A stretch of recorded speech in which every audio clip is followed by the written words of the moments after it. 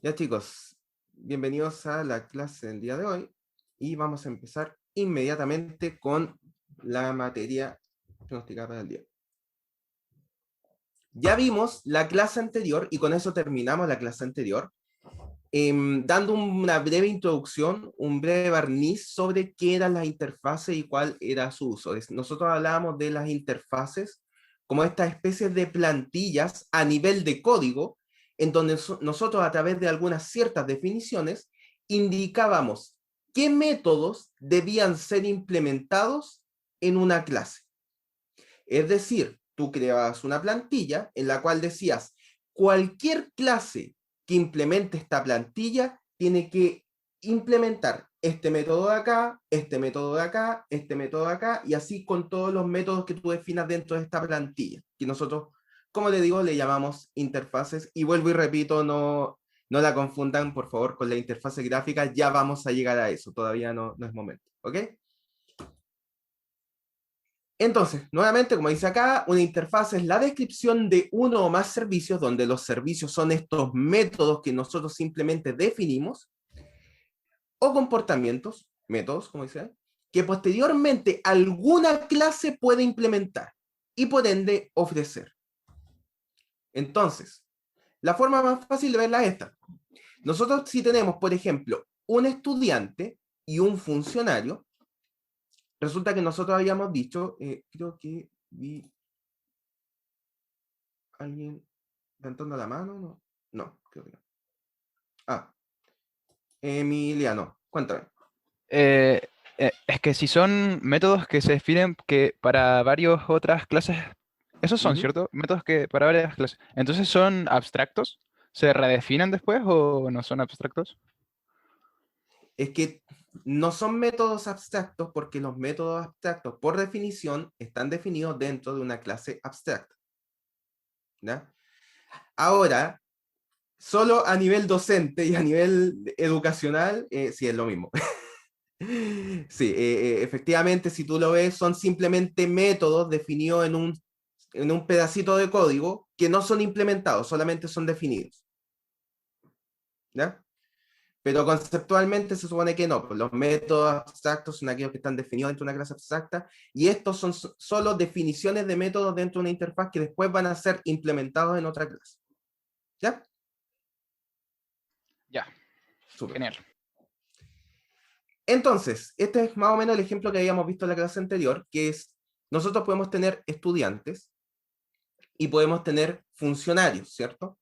Entonces, los estudiantes, si lo definimos como clase, van a tener ciertos métodos y atributos definidos, ¿cierto?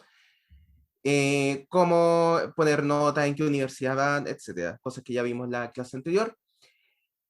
Ahora, un ayudante debería tener cosas de estudiante, porque por supuesto un ayudante sigue siendo un estudiante, pero también debería cumplir con algunas cosas de funcionario, como por ejemplo, si yo le preguntara el sueldo a un ayudante, debería ser capaz de contestarme, ¿ok? ¿Cuál es el problema que dijimos en la clase anterior? Es que nosotros si definimos una clase estudiante y una clase funcionario, Java no permite la herencia múltiple, definiendo herencia múltiple como heredar de dos clases a la vez, es decir, heredar de la clase estudiante y de la clase funcionario a la vez, suponiendo que hay una clase funcionario, no se puede. Esto como de herencia no se puede hacer. Entonces, ¿qué es lo que hacemos?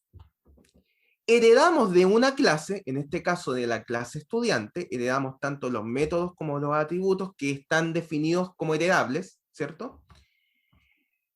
Pero para la parte de funcionario, lo que nosotros vamos a crear es una interfaz. Es decir, vamos a definir cuáles son los servicios, cuáles son los métodos que debería implementar un estudiante para comportarse como un funcionario. ¿Ok? Entonces tú, a nivel de código, por supuesto, yo le hago esto de manera hablada para que se entienda el concepto, pero sería como una especie de checklist donde tú dices, a ver, cualquier clase que implemente mi plantilla de funcionario debería responder al sueldo, responder al número de contrato, responder a cantidad de años trabajadas, etcétera. Un sinfín de métodos que tú simplemente defines y que cualquier clase que quiere implementar esa interfaz tiene que necesariamente implementar esos métodos. ¿Ok? Y como dice acá, muy importante, es que la relación de subtipo que nosotros ya habíamos visto en las herencias, es decir, esta relación de es un, también debe cumplirse con las interfaces. Cuando tú dices un ayudante es un funcionario, se cumple exactamente la misma relación que nosotros veíamos en las herencias. ¿Ok?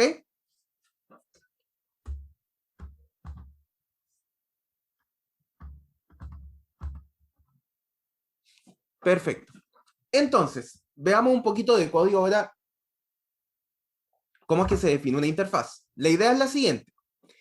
La notación es muy parecida a la que nosotros vimos en la definición de una clase. ¿Cuál es la notación? Nosotros le damos una etiqueta, es decir, si lo que estamos definiendo es una clase, o sea, una interfaz pública, una interfaz privada, etcétera, definimos la etiqueta de acceso de la creación de la interfaz, al igual que nosotros podíamos poner etiquetas para la creación de una clase. Y en vez de poner class para definir una clase, como estamos creando una interfaz, ponemos la palabra reservada interface. Exactamente igual que en una clase. Y luego ponemos el nombre que le vamos a dar a la interfaz. En este caso, funcionario. Entonces, ¿qué debería ir dentro de una interfaz? Lo que debería ir es cada uno de los métodos definidos, pero no implementados, que deberían ser luego implementados en cada una de las clases, que valga la redundancia, implementen la interfaz. Y es exactamente lo que estamos haciendo acá. En este caso, cualquier funcionario debería responder a la pregunta, dame tu salario, que nosotros, por supuesto, acá lo definimos como un método.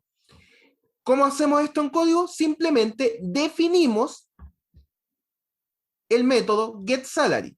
Es decir, ponemos el nombre del método, las entradas, si es que tuviera entradas, y la salida, si es que tuviera salida, si no, void. ¿Ok? Si queremos más de un método dentro de la interfaz, es tan sencillo como ir poniendo más definiciones de métodos dentro de la interfaz. ¿Ok? Entonces, ¿cuáles son las restricciones para una interfaz? Ya probablemente se han dado cuenta por la descripción sencilla que aparece acá. La primera es que una interfaz nunca implementa ningún método. ¿Ok? Ningún método. Y la segunda es que nunca tiene definido ningún atributo interno, porque las interfaces no son clases, son solo plantillas que describen el comportamiento que debería seguir cualquier clase que implemente esa interfaz. ¿Ok? Eso en cuanto a la definición. Veamos ahora en código cómo se implementa una interfaz. Y veo una manito levantada. Un segundo. Vicente, cuéntame. Hola, profe. Hola, hola. Quería hacerle una consulta. En cuanto a los métodos definidos en la interfaz, cuando yo quiero entregarle algún parámetro a ese método, ¿tengo que definirlo en la Tienes que indicar cuál es el parámetro. Exactamente. Ahora, si tú te refieres a definirlo dentro de la interfaz, si por ejemplo tu parámetro es un objeto, no tienes que definirlo dentro de la interfaz ese objeto. Tienes que definirlo en el contexto de tu código y luego en la compilación se va a entender que hay un objeto en algún lado, perdón, una clase definida en algún lado que tiene este nombre y es parámetro de entrada de este método y lo va a buscar tu compilador en alguna parte de tu código. Entonces, claro, si tu parámetro de entrada es un objeto puntual, la clase asociada a ese objeto tiene que estar definida en algún lado, pero no dentro de la interfaz. ¿Ok? Vale, vale, gracias. Ya. Porque en la interfaz solo van definiciones de clases, o sea, perdón, de métodos. Kevin, Profe, ¿podría cuéntame. existir una clase y una interfaz con el mismo nombre? Sí, sí podría, pero no lo recomiendo en absoluto, por supuesto. Ya, perfecto. Sí, sí, sería muy raro, muy raro. A ver, no, puede que dé problema eso. Sí, porque, no, piénsalo de esta manera, porque al final después vamos a ver, acabo de cometer un pequeño error, no se puede. Y te voy a explicar por qué.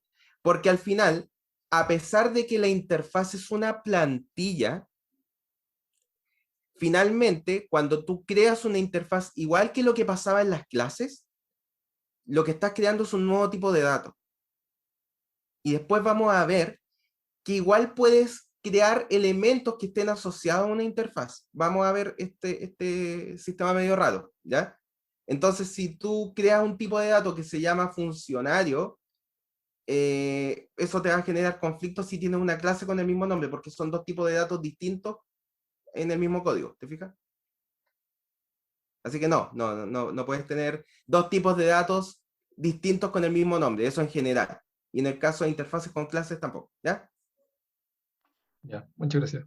No, gracias a ti por la pregunta. De hecho, no lo había pensado en eso, así que por eso titubeé al principio, pero por eso muy buena pregunta. Continuamos con esto. Entonces ahora viene la pregunta de cómo nosotros utilizamos esta interfaz en nuestro código. Y la idea es la siguiente. Nosotros, por supuesto, para la creación de la clase vamos a utilizar la notación que ya hemos visto repetidas veces para la creación de clases. En este caso estamos creando la clase ayudante, por lo tanto, a través de la palabra reservada class y el nombre ayudante estamos indicando que creamos una clase que se llama ayudante. ¿Ok? Como queremos que la clase ayudante herede de estudiante, como lo vimos en la diapositiva anterior, acá,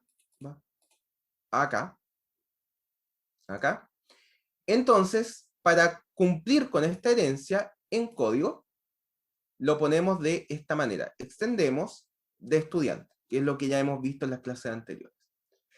Ahora, para implementar al mismo tiempo una interfaz, la notación es simplemente implementar y el nombre de la interfaz. ¿Ok?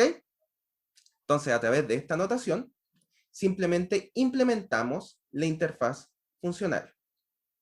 Es decir, que ahora la clase ayudante está obligada a implementar el método getSalary, porque al implementar esta interfaz está obligada a implementar el método que está definido en la interfaz. Piensen, por favor, en lo potente que es esto. Por un momento. Imagínense que están en el inicio de un proyecto muy largo. Y ustedes están en el punto en que saben qué debería ser el programa como estructura general. Es decir, ustedes definen, a ver, yo sé que debería existir el elemento funcionario. ¿Ok? Y que de ese elemento deberían ir, qué sé yo, los profesores, los ayudantes, qué sé yo, los académicos, los profesores part-time, los ayudantes, etc. Entonces, todo esto deberían utilizar los métodos definidos. Y tú estás trabajando en equipo, en un proyecto grande. Entonces, tú lo que puedes hacer es crear una interfaz de funcionario como esta, en donde tú digas, a ver, todos los que sean funcionarios deberían responderme al salario si yo se los pregunto, al número de contratos si yo se los pregunto, a tiempo trabajado si es que yo se los pregunto. Entonces tú creas esta interfaz solamente con las definiciones de los métodos y esta interfaz se la pasa a tu equipo. Y le dice, mira, yo sé que tú, programador A, vas a trabajar en la clase profesor. Como tú vas a trabajar en la clase profesor y el profesor es un funcionario, asegúrate de implementar esta interfaz. De esa manera te aseguras que no importa lo que haga el programador A, va a tener los métodos getSalary, getContrato, getTanto. El programador B que está trabajando en su casa, en el sur, le pasan la interfaz también, de manera tal que, aunque el programador A y el programador B nunca se comuniquen entre sí, tú estás seguro, por el hecho de que ambos están implementando tu interfaz, de que sus clases van a tener los métodos getSalary, getNúmero de contrato, getDías trabajados, o el método que a ti se te ocurra. ¿Te fijas? Entonces es un concepto súper potente, la verdad, que te permite cosas de ordenamiento bien simpáticas, como las que estamos hablando. ¿Cuántas interfaces se pueden implementar en una misma clase? Pregunta Johans. Las que tú quieras. Personalmente no sé si existe un límite así como, no sé, digamos, 10.000 interfaces y ya se cae. No sé, pero teóricamente puedes implementar todas las interfaces que quieras, ¿ya? Así que no debería haber una restricción. Profe, disculpe, ¿a qué se refiere con extends estudiante? Dice Emiliano. Esto es la notación que nosotros ya habíamos visto para herencia. Cuando tú dices extend estudiante, quiere decir que estás heredando de la clase estudiante. Por lo tanto, la clase ayudante hereda aquellos métodos y atributos de la clase estudiante que estén definidos como heredables dentro de la clase estudiante. ¿Ok? Entonces, extends es la notación para definir herencia, en este caso. ¿Sí? Súper. Entonces, vamos a ver un pequeño ejemplo. Tenemos en este caso, veo otra pregunta más. ¿Y cómo sería en código? Implements interface. Ya, ¿cómo se escribiría? Separado por coma. Tan simple como eso. Implements interface 1, interface 2, bla, bla, bla. ¿Ya? Preguntan acá, profe, ¿y si hago otra clase que hereda de ayudante, va a quedar con la interfaz agregada? Depende de lo que tú definas como heredable. ¿Ok? Pero sí. ¿Perdón? ¿Escuché a alguien hablar? Ok. Depende de lo que, ¿cómo se llama? Lo que tú definas como heredable, finalmente. En este caso, en este caso de acá, estoy bien. Claro, si tú creas otra clase ayudante de laboratorio, por ejemplo, y la separas de la clase ayudante de cátedra, ¿cierto? Efectivamente, lo que tú definiste acá, todos los métodos y atributos que quedaron implementados acá, van a ser heredados en la clase hija, en este caso. ¿Sí? Entonces, siempre y cuando tú los tengas con las etiquetas que permitan herencia. Si alguno de estos lo defines como private, no va a poder heredarlo en la clase hija, en este caso. Entonces depende de cómo definas la herencia, pero sí, podía heredarse. ¿Hay interfaces que vienen por defecto en Java? Sí, y hay muchas. Vamos a ver algunas acá de ejemplo. Pero sí, efectivamente hay algunas interfaces que justamente la gracia que tienen es asegurarse de lo que les acabo de dar como ejemplo. De que al momento de que tú crees una clase, se aseguran de que tú implementes los métodos definidos dentro de esa interfaz, para luego utilizarlo en lo que nosotros ya vimos que es programación genérica, en donde no importa el objeto que a ti te den, el código va a funcionar siempre y cuando tenga los métodos definidos dentro de ese programa, de ese método, para el correcto funcionamiento. ¿Se acuerdan de eso? Que no importaba el objeto que a ti te dieran, siempre y cuando tuviera implementado los métodos necesarios para que funcionara.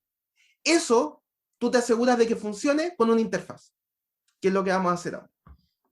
Acá dice, se habló el mic, Luciano, no hay problema. Cuéntame, ¿alguien está hablando? Sí. Como que no me queda claro muy bien qué es la naturaleza del objeto interfaz. O sea, es como para asegurarme de acordarme de implementar ciertas cosas en mis clases. Como, Eso, como una mira, especie si quieres verlo como, mira, si quieres verlo como en esa línea de pensamiento, piénsalo como una forma de obligarte a implementar ciertas cosas en tu código. No de recordarte, de obligarte. Si y si no me va a tirar error el programa. Si tú implementas una interfaz y no implementas los métodos definidos dentro de esa interfaz, te tira error. Y si no lo implementas con las entradas y las salidas definidas en la interfaz, te tira error. Entonces no basta con escribir un método que se llame getSalary si le das salida string. ¿Te fijas? O sea que no es algo funcional, sino que es una ayuda al programador. No, tiene algunos temas funcionales que igual vamos a ver. Tiene algunos temas funcionales. Ok. ¿Ya? Ya, los vamos a ir viendo. Emiliano pregunta, ¿es válida la sobrecarga dentro de una interfaz? Claramente, tú puedes tener varios métodos con el mismo nombre, pero distintas entradas o distintas salidas. No hay ningún problema con eso. Pero si tú las defines en tu interfaz, cada una de las sobrecargas de esos métodos tienen que estar implementados en la clase que implemente la interfaz. Entonces, ojo con eso. Alguien levantó la mano. Un segundo. Vicente, cuéntame. Profe, Sí. el programa tirará error exacto, aunque, a ver, si defino, no sé, 4 métodos en la interfaz Ujú. y después implemento 3, por uno que no implemente me va a tirar error. Error, al tiro. Sí, porque la interfaz lo que hace es definir el comportamiento. Imagínate, Ya, súper. imagínate la Gracias. interfaz como la proclamación de servicios de una empresa. Entonces, imagínate que tú tienes una proclamación de servicios que dice, nosotros, por ejemplo, de empresas de Internet, entonces, o sea, de telecomunicación. Entonces, esta empresa ofrece Internet, esta empresa ofrece televisión, esta empresa ofrece teléfono. ¿Te fijas? Esos son los servicios que provee cualquier empresa de telecomunicaciones. Entonces imagínate que viene una cuarta empresa de telecomunicaciones y dice, yo no pienso ofrecer Internet. Yo no pienso implementar el tema de Internet. Entonces no entraría dentro de la categoría definida por esa proclamación de servicio. Tendría que crear su propia proclamación de servicio o simplemente meterse en otra categoría. O si, en este caso tiraría error si lo viéramos a nivel de código. ¿Te fijas? Entonces, no puedes dejar un servicio sin atender. Y como los métodos definidos en la interfaz son servicios que tú estás ofreciendo, no puedes tener un servicio sin atender, en este caso, que sería sin implementar en Java. ¿Sí? Súper, muchas gracias. Gracias a ti por la pregunta. ¿Vamos bien? Continuamos. Entonces, vamos al ejemplo acá. Esta es una interfaz definida en la biblioteca estándar de Java, que de hecho se encuentra en el package java.lang. Este paquete tiene varias características que dentro de las características que tiene es que no es necesario hacerle un import, ya está dentro del código de Java cuando tú empiezas a escribir el código. Entonces no hay un import involucrado. Fuera de eso, es como cualquier paquete que ustedes puedan importar en Java. Y la definición es la siguiente. Definimos esta interfaz con un cierto nombre, que es comparable, y lo que hace es definir un único método. Este método se llama compareTo, que lo que hace es definir un parámetro de entrada que es de tipo object, recordando que la clase object es la clase padre de todas las clases que tú puedas crear dentro de Java, y lo que retorna es un entero. Entonces, cualquier clase que implemente este método, el método compareTo, está obligado, cualquier clase que implemente la interfaz comparable va a estar obligada a implementar este método compareTo, que probablemente el nombre ya les dice que lo que hace es simplemente comparar dos objetos, ¿ok? Entonces, en este caso, para el ejemplo que nosotros habíamos visto de los empleados, lo vamos a utilizar para comparar si entre dos empleados uno gana más plata que el otro, ¿ok? Básicamente eso. Entonces, lo que hacemos acá es implementar la interfaz comparable y luego de esto, como estamos implementando la interfaz, tenemos que implementar el método compareTo, ¿ok? Entonces, en este caso, vamos a mostrar el código. Aquí. Chat que siempre se me pierde. Perfecto. Estamos acá. Entonces, fíjense. Acá tenemos la clase empleado que implementa comparable. ¿Ok? Por lo tanto, estamos obligados a implementar este método de acá, que es compareTo. Entonces, como este método recibe como parámetro de entrada un object, según lo definido acá, en la interfaz. Fíjense, el objeto de entrada es un object. Tenemos que, por supuesto, mantener este mismo objeto, este parámetro de entrada, y tenemos que castearlo porque queremos acceder a los métodos y atributos de empleado, no de un object solamente. ¿Se fijan? Mismas cosas que habíamos visto en las clases pasadas.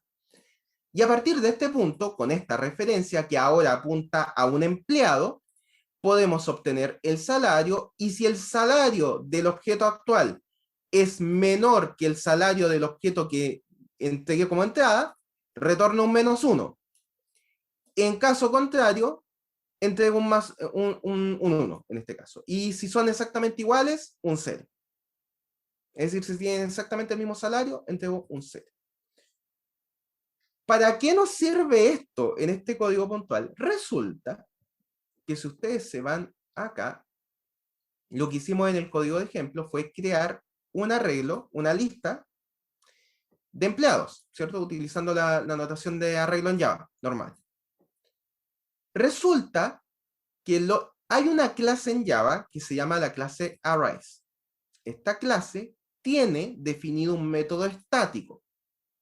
Fíjense cómo estamos conectando todos los conceptos que hemos visto en la clase. Esta clase ya definida en Java tiene un método estático. Como tiene un método estático, eso quiere decir que no necesito una instancia de la clase Arrays para llamar. Primera cosa. ¿Qué gracia tiene este método estático? Este método estático tiene la gracia, el sort, que ordena los elementos que estén dentro de este arreglo. Los ordena creo que de menor sueldo a mayor sueldo. Vamos a ver cuando ejecutemos esto si es descendente o ascendente. ¿Cuál es el tema? Este método estático definido en Arrays tiene un solo requisito: que tenga la clase, los elementos definidos dentro del arreglo, la clase en cada una de las posiciones, tiene que implementar la interfaz comparable, porque necesita el método compareTo para ordenar los elementos del arreglo. Entonces fíjense que esto, en su definición interna de Java, es programación genérica. Tú le puedes pasar un arreglo de absolutamente cualquier clase. Cualquier clase. Tú se lo pasas al método sort y te lo va a ordenar. Siempre y cuando cada uno de los elementos dentro de las posiciones de este arreglo sea una clase que extienda la interfaz comparable. ¿Sí? Fíjense lo genial de esto. Estamos hablando de una época que no existía Python. Estaba C, y tú tenías que crear una clase, perdón, bueno, estaba C++ también ya en ese tiempo. Pero en el tiempo de C, tú tenías que crear una función para cada tipo de dato de arreglo que a ti se te ocurriera. Si tú tenías 20 tipos de datos distintos, 20 funciones para 20 arreglos tenías que crear para ordenar los elementos. Esto sentó las bases para muchas cosas que se utilizan el día de hoy. ¿Ok? Pregunta Emiliano, ¿un método estático le pertenecía a todas las clases o no? No, un método estático, recuerda que lo único que quiere decir es que no necesita una instancia de clase, es decir, un objeto, para poder ser llamado. Entonces basta, hay una clase dentro de Java que se llama Arrays, que también se encuentra dentro del paquete JavaLang. ¿Ok? Por lo tanto, basta con desde la clase Arrays, directamente tú puedes llamar al método sort sin necesidad de crear un nuevo objeto. Preguntan acá, ¿Python es más antiguo que Java? No, para nada. Ahora, no me pregunté exactamente cuánto es la antigüedad de Python, no, la verdad que no te lo sé contestar, pero Java es mucho más antiguo que Python. Ignacio pregunta, ¿entonces se hace el sort según el compareTo? Exactamente, tal cual lo dijiste tú. Entonces, miren. Ahí me están dando me están corrigiendo, que Python existe desde el año 91, mientras que Java nació en el año 96. Pido disculpas si tengo una confusión de años. Sí, puede ser que haya ahí un tema de que haya confundido las fechas de los lenguajes.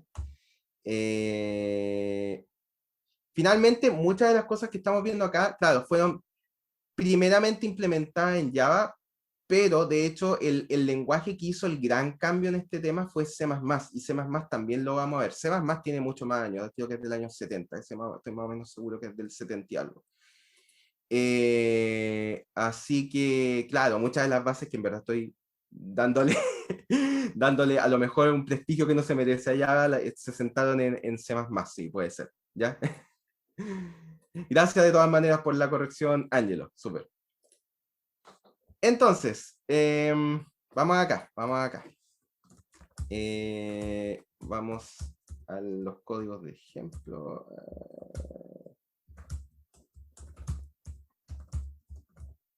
Esto es en el 8, creo que es, sí.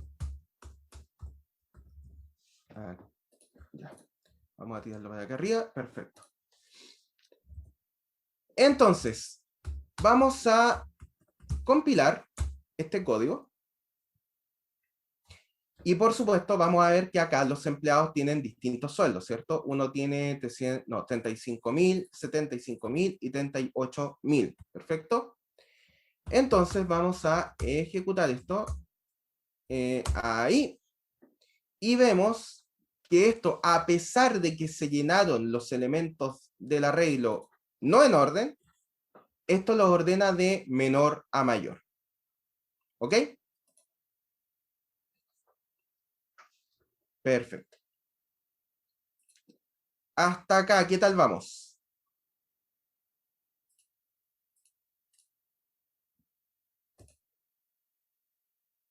Bien, súper, súper, súper. Profe, lo puede, claro, lo ponemos de no. Sí, no hay problema. Bueno, ahí está el resultado en todo caso. El resultado de la ejecución, como ves, acá están los nombres de cada uno de los empleados y el salario que ahora está ordenado. ¿Sí? 35, 38 y 75. Profe, disculpe. Cuéntame. ¿Puede poner el mouse de nuevo en el método sort? En el método sort. Acá. Sí. Ah, no, es que cuando sale como la ayuda, quería ver si la ayuda muestra eso de como necesita una función. O sea, necesita que el método esté como para Mira, atrás. no puedo, a ver, ¿puedo moverlo? Sí, acá, fíjate. ¿Te fijas que esto acepta un object? Y para ver más detalles de esto creo que tienes que irte a la documentación. Puedes irte directamente acá, creo. No recuerdo si permite esto, este IDE. No, creo que no. Acá yo les puse, de hecho, igual la documentación. Acá, la clase array. Está acá. Vamos a tratar de entrar acá.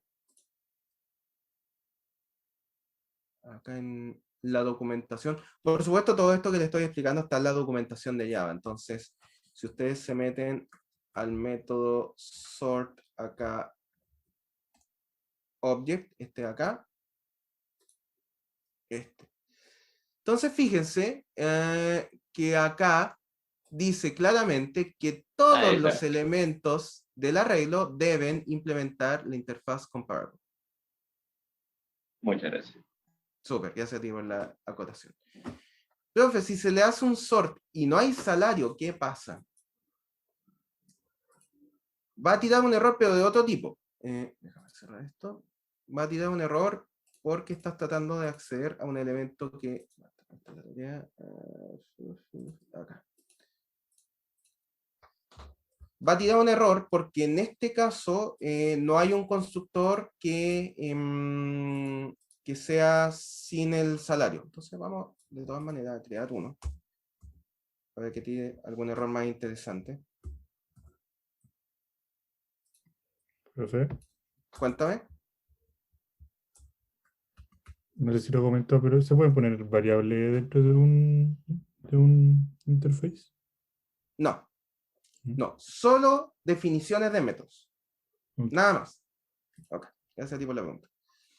Entonces, si hacemos esto, fíjate que lo que hice acá fue crear un constructor que lo único que hace es define el nombre y el salario lo define con algún número que yo le puse 10.000. En este caso sí funcionaría porque yo le di un número al salario.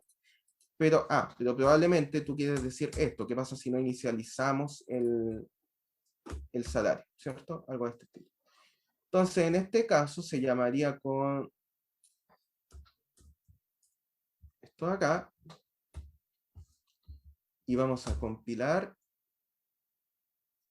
Y ahora ejecutamos. Fíjate que no tiró error de compilación, pero al momento de ejecutarlo, lo inicializa en 0. Maravilloso.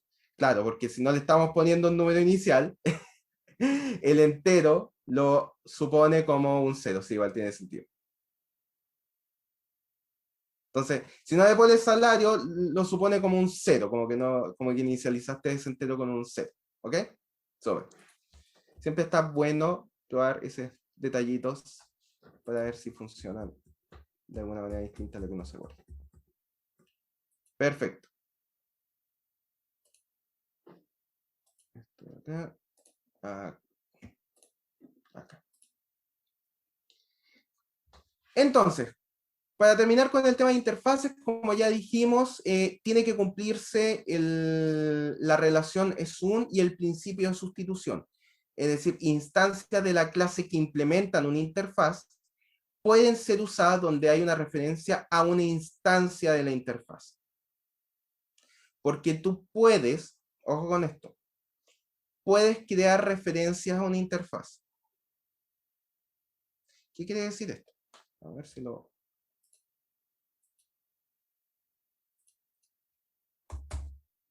No hay ningún problema en que tú pongas, por ejemplo, comparable P. De la misma manera que si tú tienes una clase abstracta, supongamos que tenemos una clase abstracta que se llama person, entonces si creamos person igual, o sea, person D, por ejemplo, por inventar algo, esto no hay ningún problema de hacerlo, aunque sea abstracto. Lo que tú no puedes hacer es esto. Porque no puedes crear una instancia de la clase comparable porque no hay una clase comparable, es una interfaz. Tampoco puedes hacer esto si person es una clase abstracta, porque las clases abstractas por definición no se pueden instanciar. Pero lo que sí puedes hacer es, por ejemplo, si tú creas una referencia comparable, tú puedes asociar esa referencia a un objeto que implemente esa interfaz. En este caso, sería, ¿cómo le habíamos puesto acá? Employee.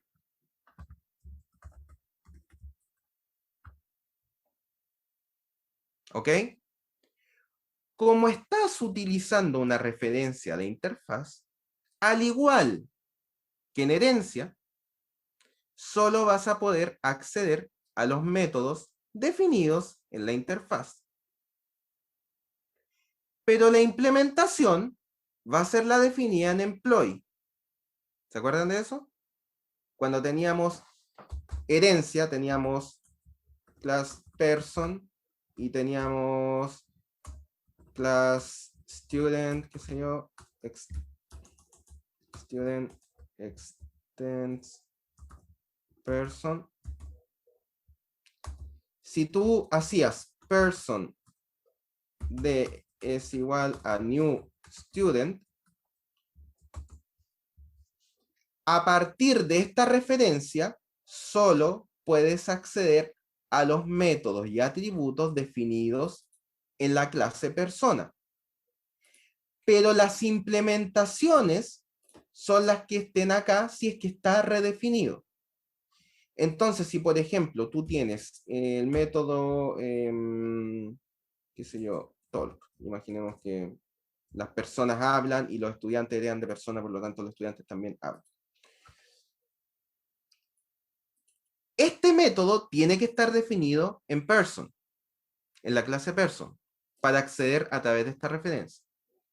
pero la implementación es la de student. Entonces, si los estudiantes tienen una forma particular de hablar, en donde hablan, no sé, los estudiantes de ingeniería hablarán de derivadas y, y física 120, certamen que tienen a la vuelta de la esquina, qué sé yo.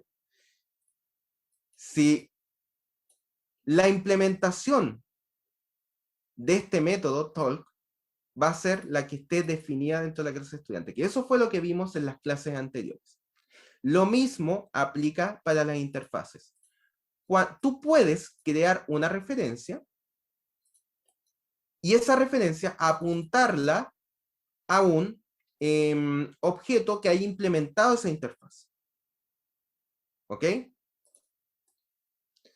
Pero por supuesto, a partir de esta referencia solo puedes acceder a los métodos que hayan estado definidos en la interfaz.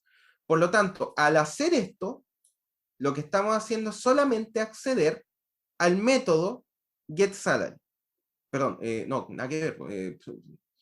El método compare to, perdón, el método compare to, que es el que está definido en comparable. ¿Ok? Entonces, en base a esto, no hay ningún problema que dentro de una clase X, tú tengas un método F que tenga por entrada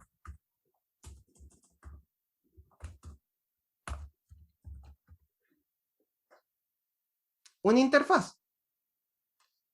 Porque fíjate que esta definición lo que te está diciendo es que estás creando como parámetro de entrada una referencia a la interfaz. Por lo tanto, tú puedes entregar como entrada a esa función cualquier otra clase que haya implementado esa interfaz. ¿Ok?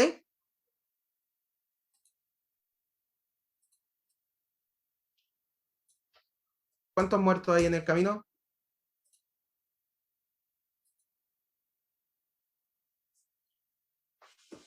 ¿Vamos bien entonces? Súper. Recuerden que las clases quedan grabadas, así que pueden repetirse estas frases una y otra vez hasta que les quede claro. Les recomiendo mucho ver los videos en 1.5 porque yo cuando veo las grabaciones me doy cuenta que hablo un poco lento cuando hago las explicaciones. Así que lo pueden ir repitiendo.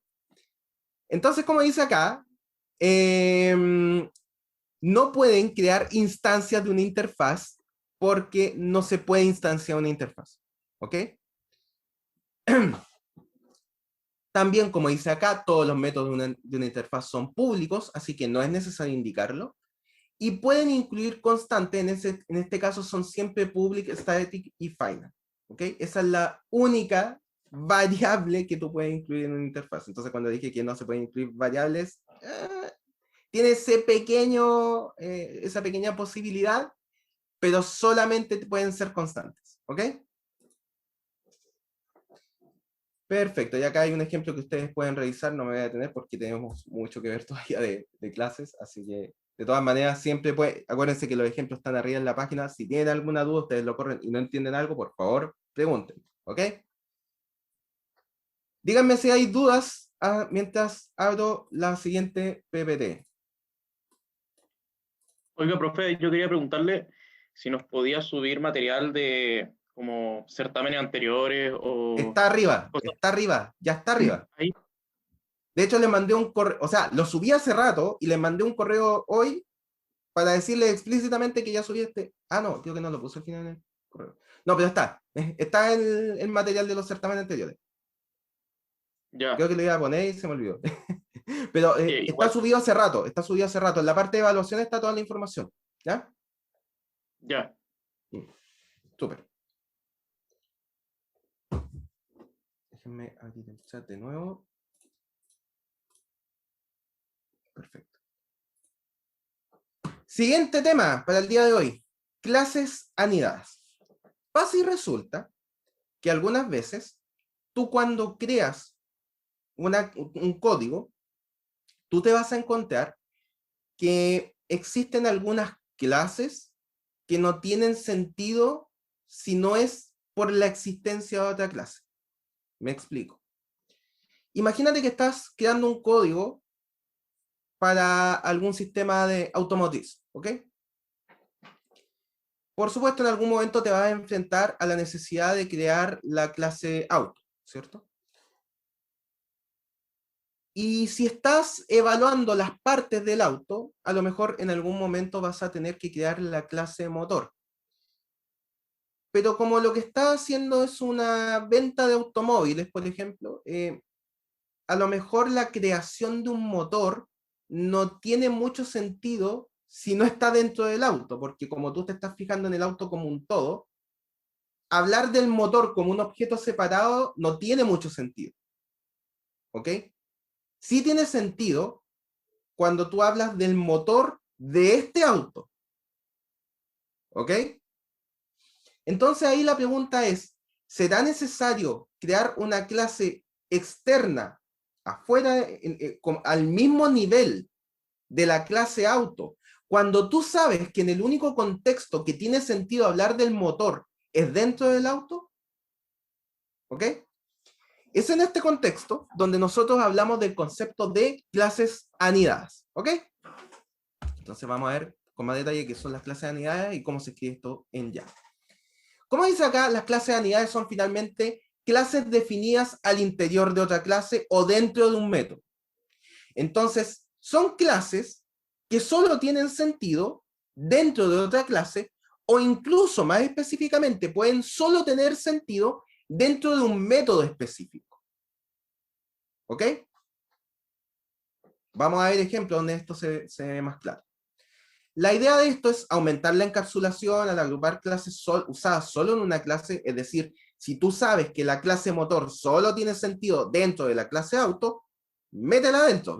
Es casi literalmente lo que uno ve en la realidad, hacer lo mismo en tu código, ¿sí?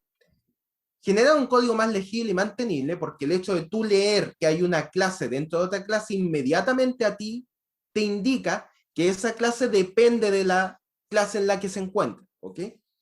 Y también podrían eventualmente reducir código fuente, ¿ok? Y esto por lo general se utiliza mucho en ¿cómo se llama? En interfaces gráficas, pero puede tener algunos otros usos, ¿ok? Y la idea acá es que cuando usamos instancias de una clase B solo al interior de una clase A, podemos definir B al interior de A. Esa es la idea. Si tu clase solo se utiliza cuando hay una instancia de otra clase involucrada, mete esta clase dentro de la clase involucrada, ¿ok? Dentro de las clases anidadas, podemos definir dos tipos. Las clases anidadas estáticas y las clases anidadas no estáticas o internas, donde cada una tiene un pequeño comportamiento distinto, que es el que vamos a ver a continuación.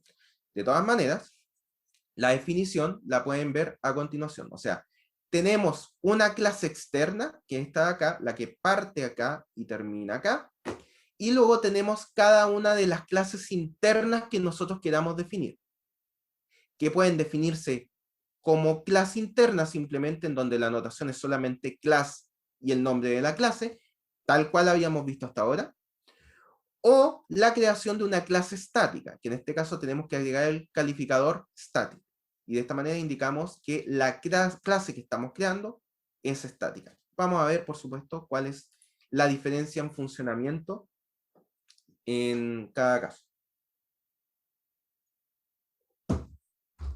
Las clases internas, como dice acá, están asociadas a instancias, objetos de la clase anfitriona. Esto en cuanto a las clases internas que no son estáticas, ¿ok?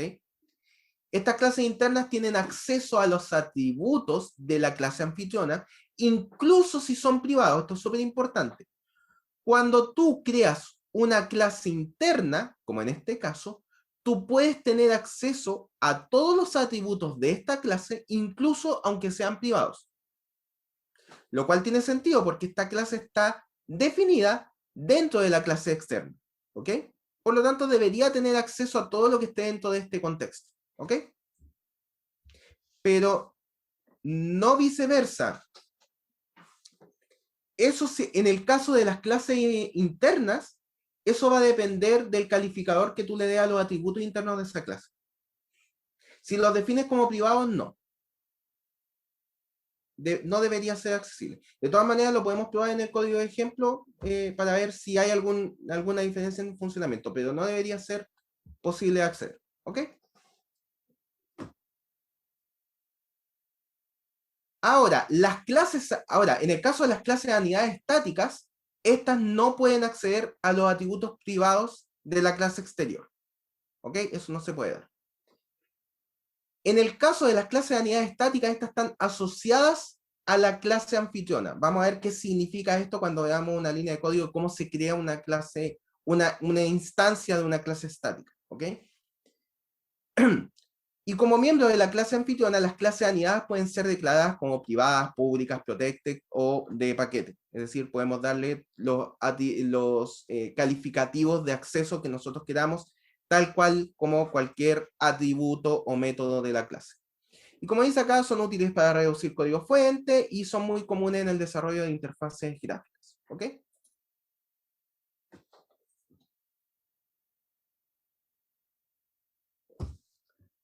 Ahora, este tema de la definición de clases internas, la verdad es que es una ayuda más para el programador que una verdadera diferencia en funcionamiento para Java. Porque si tú, después vamos a ver cuando compilemos un programa con clases anidadas, si tú compilas, para Java, a pesar de que esté definido como una clase interna, Java lo toma como una clase externa, igual, pero le agrega una cierta nomenclatura para diferenciarlo de todas las otras clases que has creado. ¿Ya?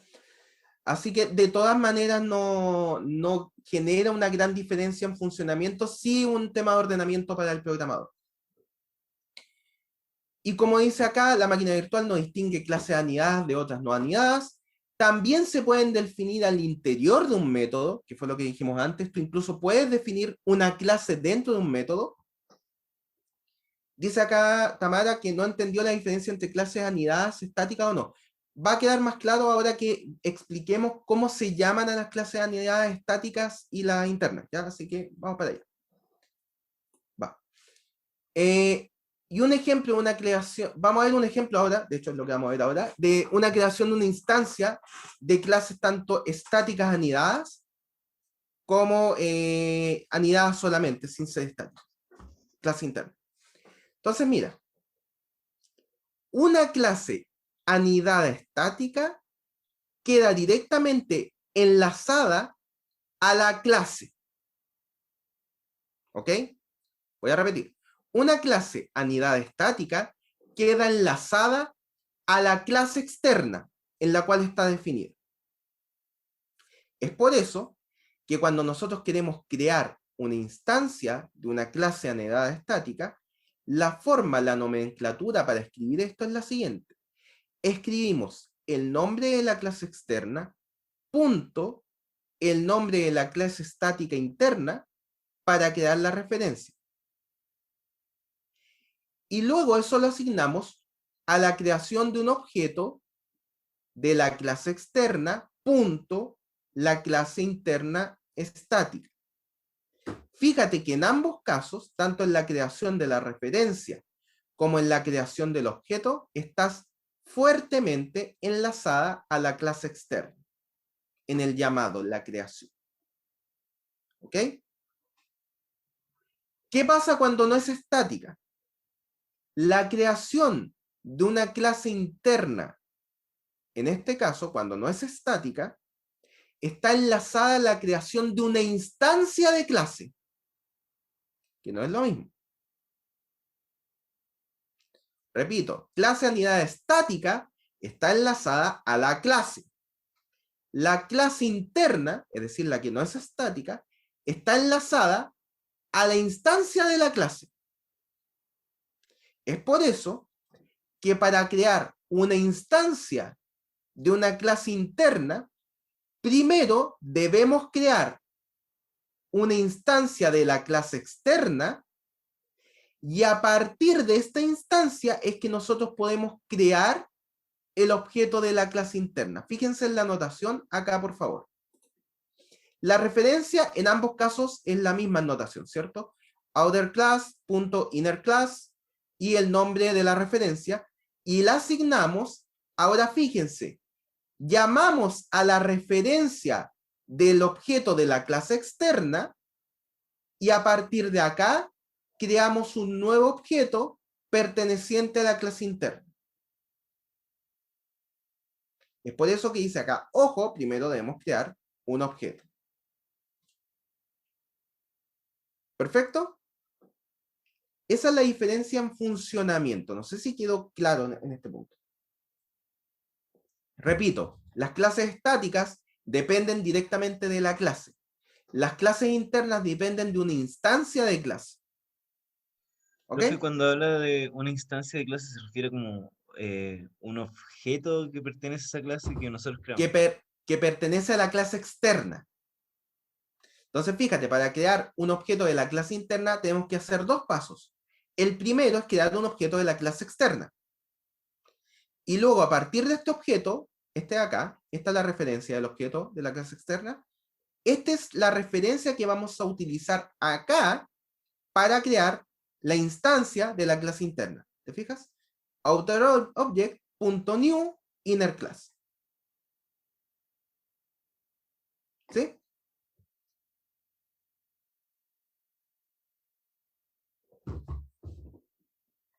¿Alguna duda?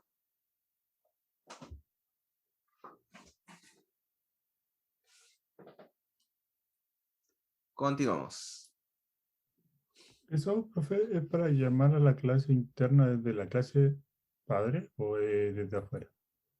Es desde afuera. Esto es desde afuera. Es desde un contexto que está fuera de este código. ¿Ok? Porque dependiendo, por supuesto, de si lo has definido como public, por ejemplo, esta clase interna, sea estática o interna simplemente, si la has definido como public, tú puedes acceder a ella fuera de este contexto. ¿Ok? En ese caso, tienes dos formas dependiendo de si es clase estática o si es clase simplemente interna, es decir, no estática. La notación para clase estática sería esta. Mientras que para una clase interna, no estática, tienes que primero crear una instancia de la clase externa. Sin esa instancia no puedes crear una instancia de la clase interna. ¿Ok? Ok. Súper. Entonces, veamos un ejemplo de esto. Este ejemplo de acá lo que está haciendo es crear una clase que se llama Bank Account, ¿cierto? Que es la creación de una cuenta bancaria. Y tenemos un método por acá que lo que hace es agregar el interés a tu cuenta bancaria a medida que pasa el tiempo. Esa es la idea. Entonces, como el agregar interés solo tiene sentido dentro de la cuenta bancaria, porque si no hay una cuenta bancaria no le puedes agregar el interés a la cuenta bancaria, se define una clase interna. ¿Ok? En este caso, interna a la clase Bank Account, que lo que hace es simplemente agregarle un interés a tu cuenta bancaria. Entonces, fíjate, lo que está haciendo esto es dos cosas. Primero, creamos una clase interna que implementa una interfaz. Por favor, en este punto les pido que no se asusten con la interfaz que está implementando. Esta es una interfaz de Java, que lo único que hace es detectar cuando ocurren eventos. Quédense con eso, ¿ok? Entonces, y el evento acá es que pasa el tiempo. Entonces, creamos el agregador de interés, ¿cierto? ¿Cómo se llama? El constructor, que inicializa la tasa de interés. Y luego un método de la clase que lo que hace es va actualizando el interés, ¿cierto? El balance de la cuenta la va actualizando. Y luego esta clase que fue definida dentro de la clase Bank Account se puede crear directamente dentro de la clase Bank Account. Fíjense que acá estamos creando una instancia de la clase Interest Adder y por el hecho de estar dentro de la clase Bank Account todavía, simplemente ponemos New Interest Adder, porque está dentro de la misma clase. ¿Ok? Esto mismo lo podemos rehacer de la siguiente manera.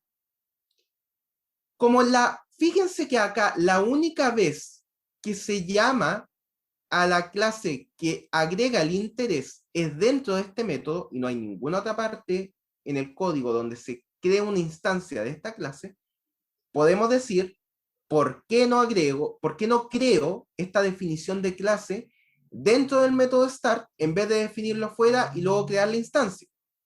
Y eso es efectivamente lo que se hace acá. Lo que estamos haciendo es crear nuevamente la clase que agrega interés a la cuenta bancaria dentro del método start y luego creamos la instancia. Entonces, de esta manera es mucho más claro que esta clase depende no solo de la clase bank account, sino que del método start. Y fuera del método start, esta clase no tiene sentido. ¿Ok? Pero incluso podemos ir más lejos.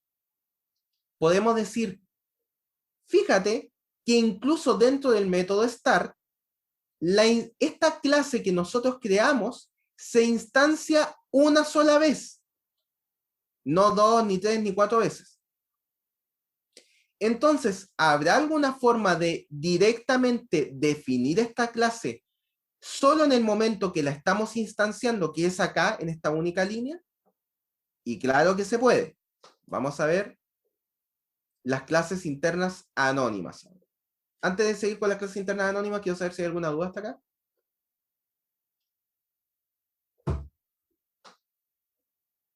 ¿Vamos bien? Disculpe, profesor. Yo no entendí por qué usamos un método start. ¿Eso es solo un método nomás que usamos la primera vez o es como una palabra especial? No. Mira, imagínate que el método start lo único que hace es empezar a agregar interés a la cuenta. ¿Ya? Yeah. Entonces, lo que pasa es que nos estamos metiendo con algunas cosas que vamos a ver más adelante, como la detección de eventos, ¿ya? Pero la situación es la siguiente. El método start lo que hace es crear un reloj que está todo el tiempo así, haciendo tic, tic, parecido a lo que ustedes ven en la tarea, un reloj que está haciendo así.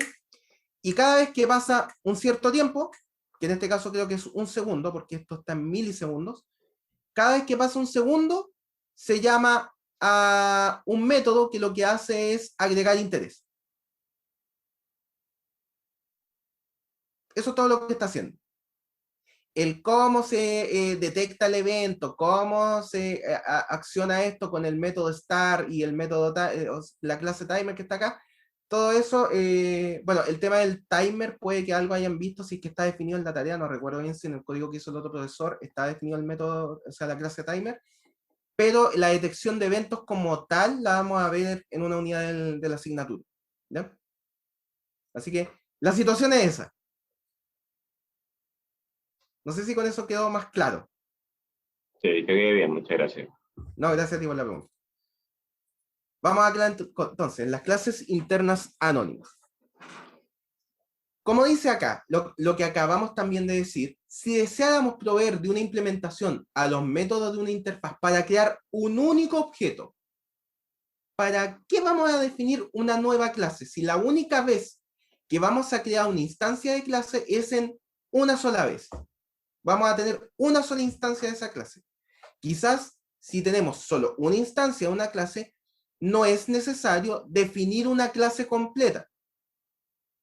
Definir con class, no, solamente basta con definirla en el momento que yo la quiera instanciar. Y eso es lo que se llama una clase interna y anónima. Vamos a ver con una línea de código cómo se ve esto. Fíjense.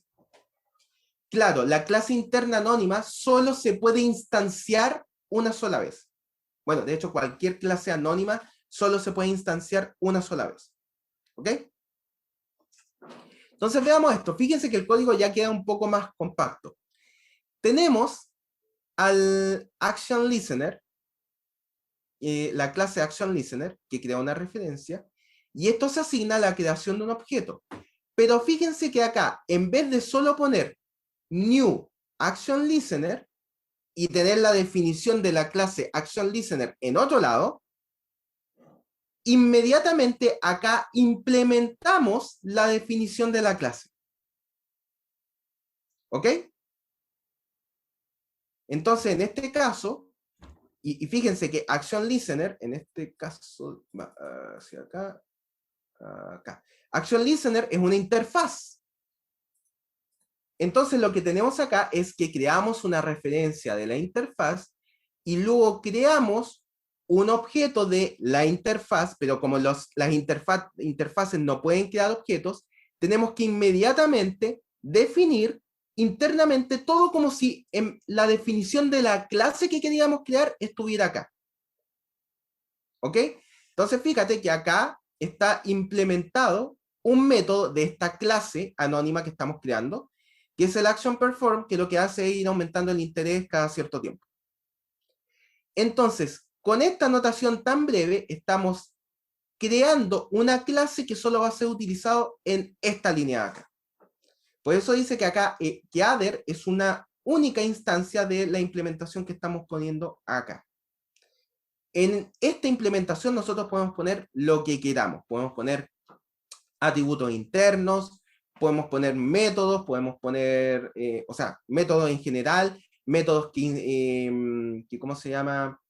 Que tengan la implementación de los métodos de la interfaz, o métodos nuevos si tú quieres. Puedes poner todo tal cual como si fuera una clase común y corriente, pero con la diferencia de que solo se va a instanciar en esta línea. Es decir, estoy creando la definición de la clase en el momento que la quiero instanciar porque solo la necesito en esa ocasión.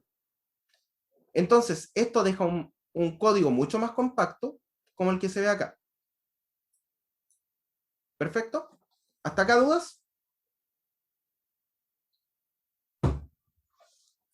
Es como hacerle métodos al constructor, pero sin tener que cambiar al constructor.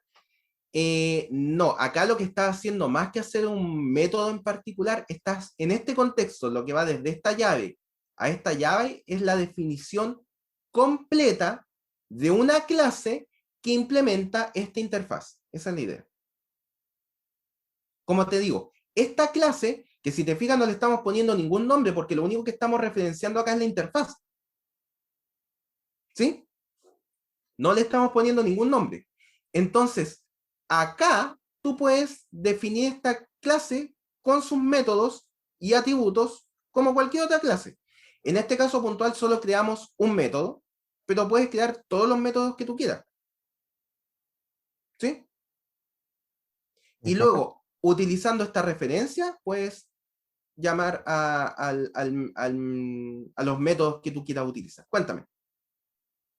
Que esta sería como la excepción para instanciar una interfaz. No, es que no es una excepción. Velo de la siguiente manera. Con esta notación estás creando una clase que implementa esta interfaz. Eso es lo que te está diciendo esta notación.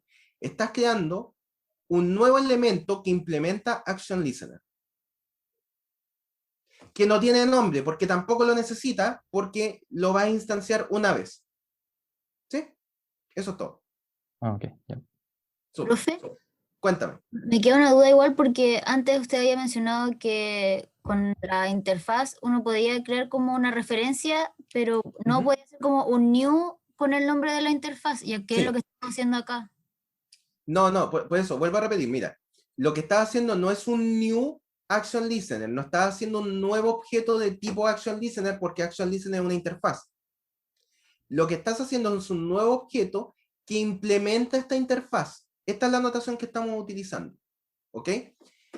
Y por lo tanto, como lo que implementa la interfaz tiene que ser una clase, entre estas llaves tiene que ir la definición de la clase, con sus métodos y atributos.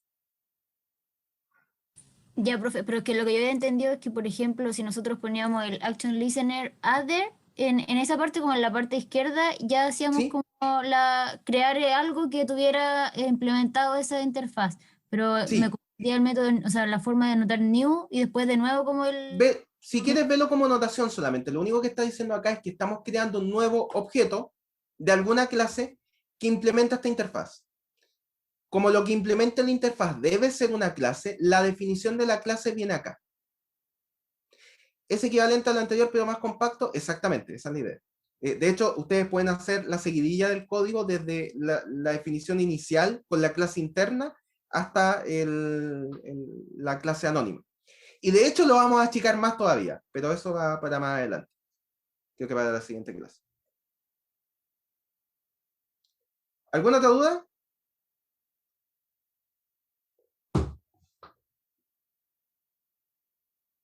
Súper. Chicos, por favor, déjenme dejar nombrado por lo menos el concepto que nos queda, porque estos cuántas son 4. A lo mejor lo alcanzo a pasar flash, este concepto. Esta es la idea, miren. Cuando nosotros tenemos objetos pertenecientes a distintas clases, una de las cosas que nosotros necesitamos hacer de repente es hacer copias, y vuelvo a decir de nuevo la frase que dije anteriormente. Cuando tenemos objetos de una misma clase, perdón, de repente necesitamos hacer copias de un objeto a otro. Y ya vimos anteriormente que cuando nosotros hacíamos copias de referencias, lo único que estábamos haciendo es que dos referencias apuntaran al mismo objeto en memoria, lo cual probablemente no es lo que nosotros esperábamos. Entonces, la forma de hacer estas copias es a través de los conceptos de copia baja y copia profunda que ofrece Java, que son los que vamos a presentar acá. La copia baja y la copia profunda son dos formas distintas de copiar objetos, copiar una instancia de clase a otra instancia de clase. ¿Ok? ¿Cuál es la idea acá? Primero, para hacer la copia tenemos que utilizar un método que provee Java, que es el método clone, ¿ok? Que proviene de la clase object, ¿ok? O sea, es un método que está definido en la clase object, pero que para poder utilizarlo nosotros tenemos que, de hecho lo voy a mostrar acá, implementar una interfaz que se llama clonable, ¿ok? Por lo tanto, para poder utilizar el método clone de copia, tenemos que implementar esta interfaz, ¿ok? Y existen dos tipos de copia, como dijimos recién. Utilizando este método, existe la copia baja y la copia profunda. La copia baja, véanlo como una copia bit a bit de la información que hay en un cierto objeto a otro objeto. Por ejemplo, acá, si tenemos un empleado 1 con esta información, ¿cierto? Tiene su string name, ¿cierto? Que es el que aparece acá, car, no sé cuántito, su salario de 50.000, que es el tipo flotante, y la fecha de contratación, que es en agosto 27 del 2010, por ejemplo. Si nosotros directamente utilizamos el método clone, obviamente luego de implementar la interfaz clonable, lo que hace acá es copiar bit a bit toda la información que hay acá, en el nuevo objeto. Entonces, fíjense que empleado 2, esta referencia, apunta a un objeto en memoria que tiene la referencia string, por lo tanto, también apunta a este objeto de acá, de tipo string, copia la información de tipo flotante, y recuerden que los flotantes son de los datos primitivos, por lo tanto, no es un objeto, y por lo tanto, no es una referencia, y lo copia tal cual. Y el día de contratación, como es un objeto, copia los datos de la referencia y apunta exactamente a la misma referencia que aparece acá. Por lo tanto, empleado 1 y empleado 2, internamente en estos atributos acceden a los mismos sectores de memoria que el empleado 1. ¿Ok? Empleado 2 accede en sus atributos a los mismos sectores de memoria que empleado 1 en este caso. Esto es lo que se llama copia baja, el copiar textual lo que sale en un objeto en otro objeto. Pero puede ser que nosotros queramos otro funcionamiento, es decir, que nosotros podamos copiar en otro sector de memoria tanto el nombre como el día de contratación en este caso. En este caso se llamaría copia profunda, y en la próxima clase vamos a ver cómo implementamos copia baja y copia profunda. El efecto de la copia profunda es el siguiente: vamos a tener empleado, y empleado va a copiar no solo la información de los elementos primitivos tal cual como aparece acá, sino que va a crear nuevas referencias que apunten a nuevos objetos que tengan la misma información de empleado 1 en este caso. ¿Ok? Por lo tanto, el efecto de la copia baja es que vamos a tener atributos apuntando a los mismos sectores de memoria, y la copia profunda es que nosotros vamos a tomar cada uno de estos elementos y los vamos a copiar de nuevo como nuevas instancias y vamos a crear referencias que apunten a estos objetos nuevos que nosotros creamos. Preguntan acá si funciona parecido a un doble puntero. ¿A qué te refieres con eso, Emiliano? Porque apunta a algo que apunta a otra cosa. Sería más parecido, es que claro, si quieres verlo como puntero, pero es que uno cuando habla de doble puntero, son por lo general las vistas doblemente enlazadas, entonces que tú tienes un puntero que apunta para allá, un objeto de la misma clase que la tuya, o de la misma estructura que la tuya, y hacia el otro lado también tiene un elemento, una estructura igual que tú. En este caso no, es simplemente que tú estás copiando los atributos internos, pero como nuevas instancias para esos atributos. Entonces, en la copia baja, lo que hace es copiar la referencia, tal cual. Por lo tanto, esta referencia va a apuntar al mismo sector. Y en este caso lo que hace es crear un nuevo objeto para cada atributo que tenga la misma información que el atributo de origen, y haces una nueva referencia que apunte a ese objeto que creas. Entonces, como son atributos internos, no sería tan correcto hablar de doble puntero, porque no es como que tengan la misma estructura apuntándose de un lado al otro, ¿ok? Pero entiendo a lo que vas, ¿sí? Hay creaciones de nuevas referencias, ¿ok? Profesor, disculpe. Cuéntame. ¿Uno puede hacer copia de una subclase? ¿Copia de una subclase? ¿A qué te refieres? ¿De una clase interna? No, de una clase, o sea, si uno tiene una clase, una subclase, o sea, una del tipo heredado y un objeto de ese tipo, ¿qué pasaría si uno clonara la superclase y tratara de ponerla en el sujeto? Ya, hay casos y casos, y creo que los vamos a ver en la siguiente clase. ¿Qué pasa cuando tratas de clonar objetos de una clase hija en una padre o al revés? Eso era lo que estaba tratando de decir. Gracias, sí, Ya, me sí, entendió. ok, no, gracias por la pregunta. Creo que lo vamos a ver en la siguiente clase. Si no estuviera en la PPT siguiente, igual yo lo menciono al inicio de la clase. Por favor, recuérdamelo si se me olvida, ¿ok? Para que tengamos tiempo, porque estamos súper pasados. ¿Alguna otra pregunta de lo que estamos viendo acá?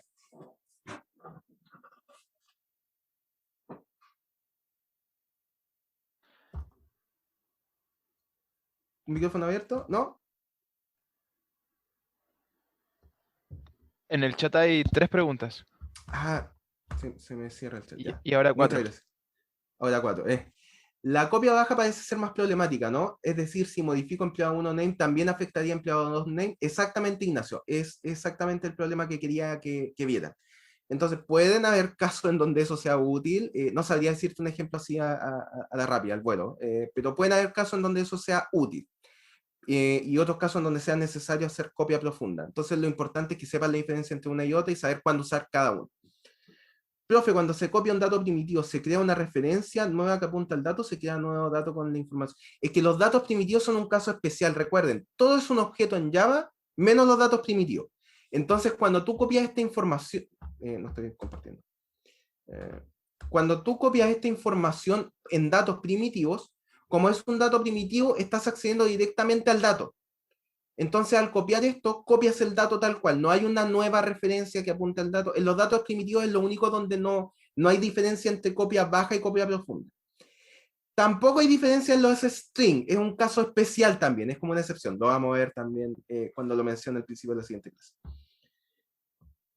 ¿Copia profunda ocupa más memoria que la otra copia? Sí, ocupa más memoria. Porque por el hecho de que estás creando nuevas instancias de los atributos internos de la clase para poder copiar. Entonces, ¿conviene más siempre utilizar la profunda? Mira, por lo general sí, pero pueden haber casos bien puntuales en donde sea necesario hacer copia baja. ¿A qué se refieren con dato primitivo? Datos primitivos son los datos que provienen de Java como datos originarios, no sé cómo explicarlo, pero son los típicos datos tipo float, int, char, bool, o boolean creo que en Java. En fin, es ese tipo de datos que son los que no son objetos, ¿ya? Que no necesitan una instancia de clase, ¿ok? Profe, entonces Cuéntame. en el caso del dato primitivo, que el número flotante, ¿se crearía un número flotante nuevo que tenga el valor de 50.000? Tal cual, tal cual. Por eso te digo, no, en el caso de los datos primitivos no hay una diferencia entre copia baja y copia profunda. Hacen exactamente lo mismo. Francisco pregunta, ¿la copia profunda crea una nueva instancia o una nueva referencia o las dos? Ambas. La copia profunda tiene que crear una nueva instancia y por supuesto para poder acceder a esa instancia necesita una nueva referencia. Entonces tiene que crear ambas cosas. ¿Sí? ¿Alguna otra duda? No, gracias a ti por la pregunta, Francisco. Ya chicos, entonces dejamos la clase hasta el día de hoy. Nos vemos la próxima semana. Que estén muy bien y que pasen un buen fin de semana. Chao, profe, gracias. Chao, nos vemos. Chao, profe. Gracias. Profe.